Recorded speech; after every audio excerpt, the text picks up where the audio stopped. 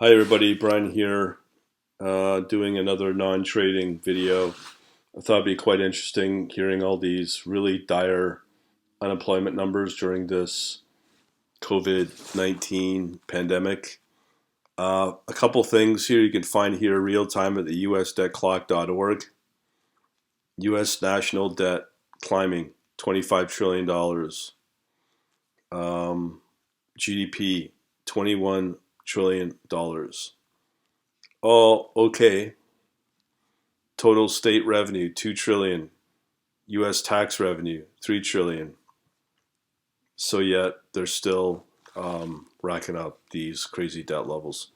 What's really important here is to look at the numbers of the US population, 329 million. Now I've got a calculator here.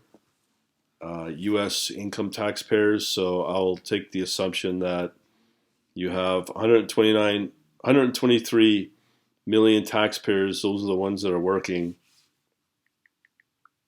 I mean, this is pretty dire. So let me just take that 329 minus 123. So roughly you have 123 million people carrying the rest of the population of 206 million. I don't know how this works.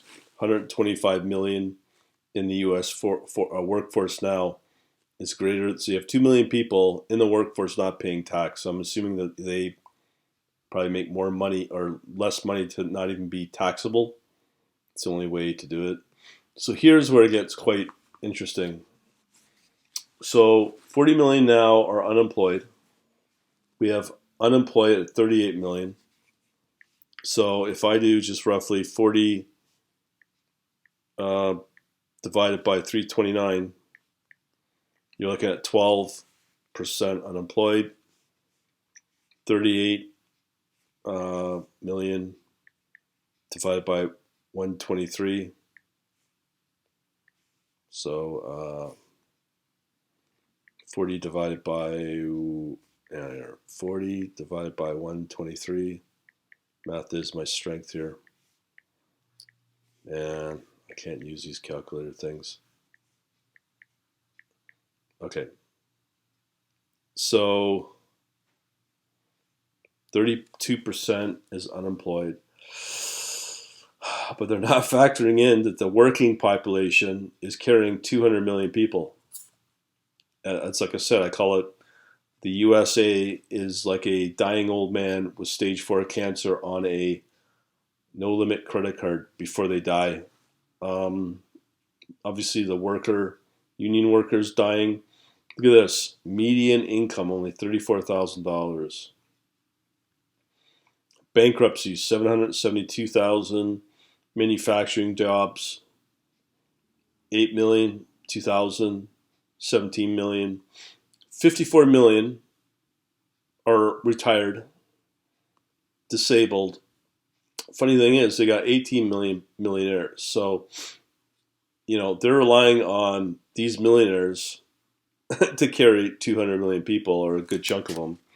Meanwhile, you have U.S. millionaires, food stamp recipients is double than U.S. millionaires. So you leave the U.S. as a millionaire to some sort of tax haven for better life and lower tax, you will be, oddly enough, a non-American.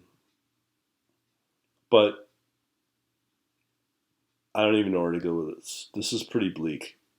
It's been like this for years. The pandemic has just sort of expedited the problem, which is maybe a good thing because you're watching a cancer patient die over 20 years versus now a cancer patient dying probably within, who knows, the way it's going, a couple of years, 2-3 years.